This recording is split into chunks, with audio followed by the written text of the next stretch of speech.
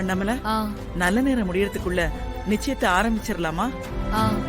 சரிங்கக்கா, எல்லாரையும் வர சொல்லுங்க. நாங்கெல்லாம் எப்போ ரெடி. ஐயா ரெடியா? ஆரம்பிக்கலாமா? பொண்ணு மாப்பிள்ளை அழைச்சிட்டு வந்தா உடனே ஆரம்பிச்சிடலாம்.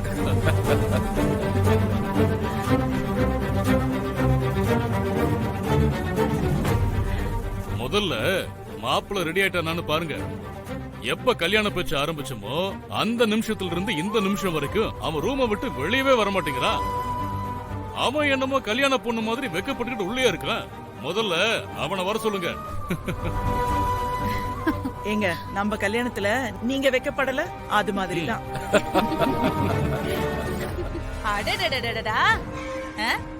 நடக்காது, இந்த நிச்சயதார்த்தம் நடக்கவே நடக்காது. என்ன மவ நிச்சயத்தை நினைச்சு எல்லாரும் ரொம்ப சந்தோஷமா கீறீங்க போல.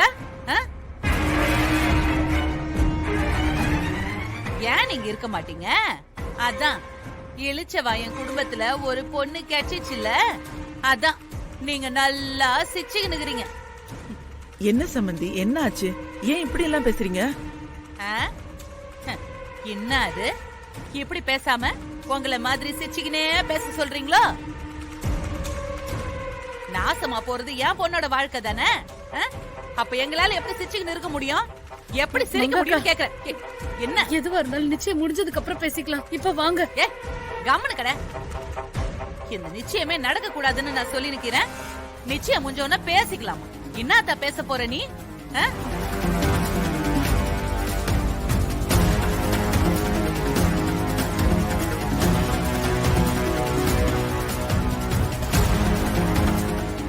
ஏம்மா அண்ணாமலை அம்மா, இதுதான் உங்க பாரம்பரிய வீட்டோட லட்சணமா?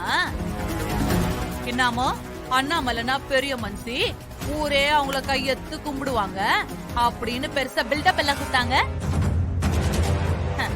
ஆனா இங்க வந்து பார்த்தா தானே தெரியுது இந்த குடும்பத்தோட லட்சணம். மங்கா, எதுவா இருந்தாலும் தனியா போய் பேசலாம், இப்படி கூட்டத்துல பேச வேண்டாம், எல்லாரும் பாக்குறாங்க. ஏன் பார்த்தா என்ன? அட பார்த்தா என்னன்னு கேக்குறேன். எல்லாரும் இவங்கள நல்லவங்கன்னு நினைச்சுனுக்குறாங்க. இவங்கள பத்தி எத்து சொன்னாதானே அவங்களுக்கும் தெரியும். நாம ஏமாந்த மாதிரி மத்தவங்கள ஏமாற மாட்டாங்கல்ல. ஏமா, ஒரு நல்ல விஷயம் நடந்துகிட்டு இருக்கு. இங்க வந்து எல்லாரும் முன்னாடி நாங்க என்னமோ ஏமாத்துறோம் என்னமோ சொல்லிட்டு இருக்க. நீ உனக்கு என்ன பிரச்சனை? ஓஹோ, உங்களுக்கு கோபம் வருதோ?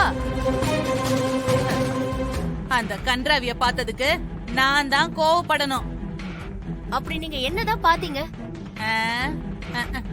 பணக்கார குடும்பத்தோட யோகியதைய தான் பார்த்தேன்.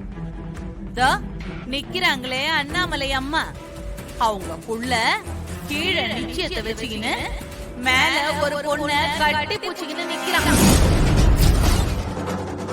நிக்கிறத பாரு. அவளை என்னெல்லாம் சொல்லி ஏமாத்தினானோ யாரு கண்டா? என்னம்மா விட்டா பேசிட்டே போறீங்க?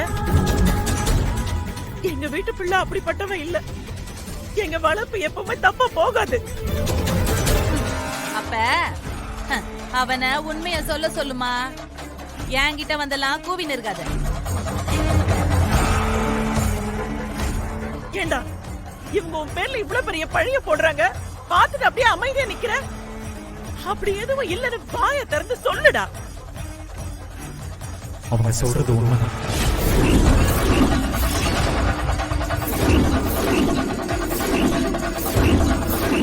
நானும் சாராவும் யூஎஸ்ல இருக்கும் போதே லவ் பண்ண ஆரம்பிச்சிட்டோம்.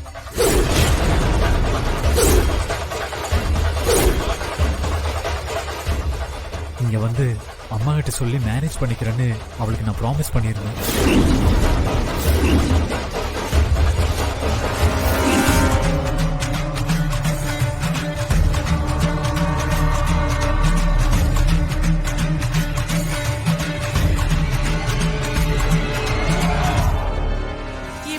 சொல்றீங்க?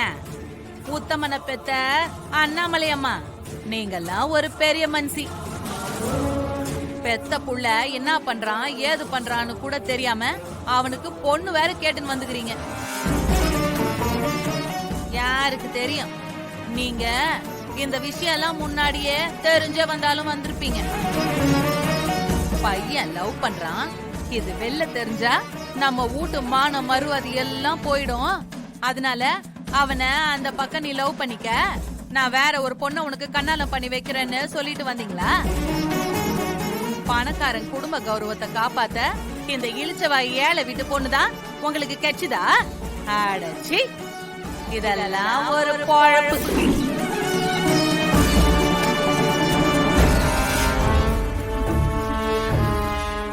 இங்க பாருங்க, என் தம்பி தப்பு பண்ணிட்டான்.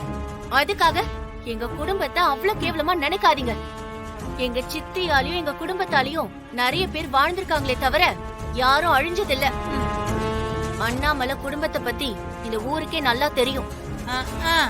நல்ல குடும்பம், ஒரு பொண்ணோட வாழ்க்கைய கெடுக்க நினைச்ச குடும்பம். பெரிய மனுஷங்க நல்லது பண்றது அவங்க பண்ண தப்புக்கெல்லாம் பரிகாரம் தேடிக்க தானே. அத்த மாதிரி தானே நீங்களும் பண்ணினுக்கிறீங்க. உங்க குடும்பம் பண்ற பாவத்துக்கு அத்தவங்களுக்கு நல்லது பண்ற மாதிரி நடிக்கிறீங்க.